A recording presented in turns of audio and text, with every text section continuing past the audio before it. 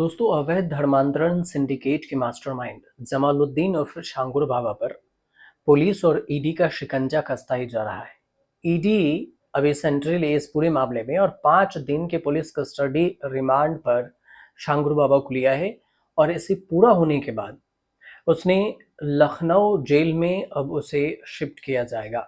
ED की जो विशेष अदालत है उसमें पेशी के दौरान शांगुर बाबा ने एक बार फिर से खुद को बेगुनाह बताया और उसे झूठे मामलों में फंसाने की बात कही है कि हमें फंसाया जा रहा है। अब सच क्या है, ये ईडी भी और पुलिस भी दोनों अपने अपने तरीके से जांच कर रही है। छांगुर बाबा ने 3 लोगों का नाम भी लिया है और इसमें वो बताया कि उसने 60 लाख रुपए इन 3 लोगों ने मांगे, जिसके जिसका नाम उन्होंने बताया वो भी काफी चौंकाने वाला है। और उन्होंने कहा कि पैसे की वजह से उन्हें फंसाया गया है, वो निर्दोष है। उसने कहा कि वजीउद्दीन उर्फ बब्बू मोहम्मद और अहमद, इसके अलावा संतोष सिंह मुझसे पैसे मांग रहे थे। ये लोग 60 लाख रुपए मांग रहे थे और पैसे नहीं देने पर मुझे फंसाया गया है।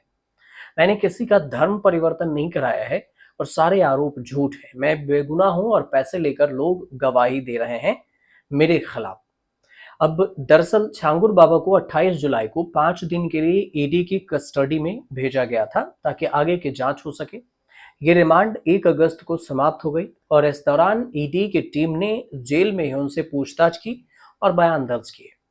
उससे ये भी पूछताछ हुई कि मनी लॉन्ड्रिंग रोकथाम कानून पीएमएलए के तहत भी हो रही है पूछताछ, कितने पैसे उनके पास कहां से आए।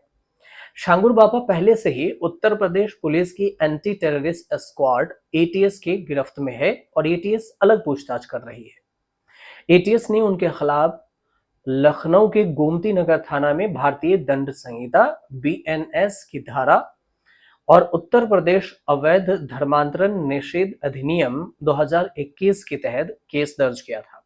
और इसी एफआईआर के आधार पर ईडी ने मनी लॉन्ड्रिंग की जांच शुरू की। ईडी के जांच के सामने आया जांच में कि शांगुर बाबा और उनके सहयोगियों ने करीब 60 करोड़ रुपए 22 बैंक खातों के जरिए लिए थे। ये विदेशी फंडिंग था। अब नवीन नीतू नाम पर करोड़ों की जमीन भी खरीदी गई थी और ये सारे पैसे आ रहे थे हवाला से। इनमें कई रकम विदेशी सोर्स से भी था। शुरुआती जांच में ये भी पता चला कि इन पैसों से करोड़ों रुपए की अचल संपत्तियां खरीदी गई और कई निर्माण काम भी कराए गए। डॉक्यूमेंट्स के जांच में यह भी खुलासा हुआ कि सारी संपत्तियां छांगुर बाबा के नाम से सीधे न होकर उनके सहयोगी नवीन वोहरा और नीतू वोहरा उर्फ नसरीन के नाम से खरीदी गई थी। ये वही नसरीन है जो जिसका नाम नीतू वोहरा था। धर्म परिवर्तन करके ये नसरीन बन गई। नीतू वोहरा शांगुर बाबा के संपर्क में तब आई थी जब इसे कुछ ताबीज की जरूरत थी और ताबीज के चक्कर में, तंत्र मंत्र के चक्कर में ये शांगुर बाबा से संपर्क में आई और शांगुर बाबा इसको अपने पत्नी के जैसे इस्तेमाल करने लगे ताकि मनी लॉन्ड्रिंग में भी उसकी सीधी भूमिका छुपाई जा सके। और इसके साथ नीतू भी शामिल हो गई छांगुर बाबा के पूरे सिंडिकेशन में। अब आंतरिक सुरक्षा को लेकर खतरा पहुंचाने की साजिश के सबूत भी मिले। पिछले दिनों जो ईडी ने बलरामपुर जिले में छांगुर बाबा के पैतृक ठिकाने पर भी और मुंबई के 2 स्थानों पर छापेमारी की थी, जहां से कई अहम डॉक्यूमेंट्स बरामद हुए हैं जो अवैध फंडिंग और प्रॉपर्टी डील्स की गवाही देते हैं।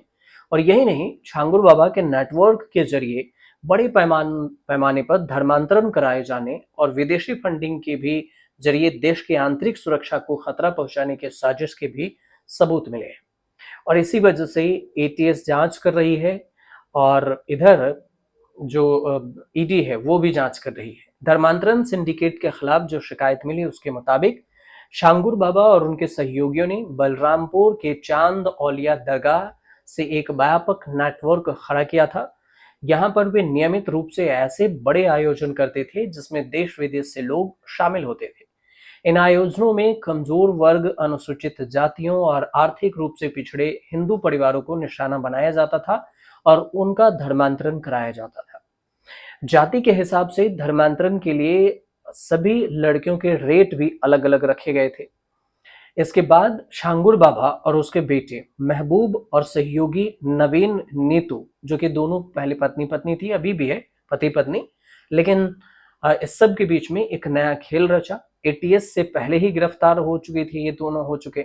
और इसके बाद जब ईडी की जांच में करोड़ों की विदेशी फंडिंग हुई और प्रॉपर्टी डील का राज खुला, तो मामला और भी गंभीर हो गया। और यही नहीं, गिरफ्तारी के तुरंत बाद बलरामपुर में उनके अवैध निर्माण को भी जिला प्रशासन ने बुलडोजर से गिरा दिया।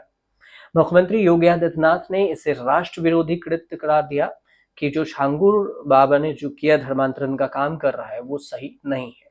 तो ये कुछ अपडेट थे शांगुर बाबा को लेकर। जो पिछले अपडेट थे वो भी हमने आपको 2-3 वीडियो में बताए हैं और अभी के अपडेट भी बताए हैं। अगर इस पर कुछ अपडेट आएगा तो हम और भी आपको जानकारी जरूर देंगे। अगर आपको जानकारी सही लगे तो हमारे चैनल से जुड़िए, सब्सक्राइब जरूर कर लीजिए।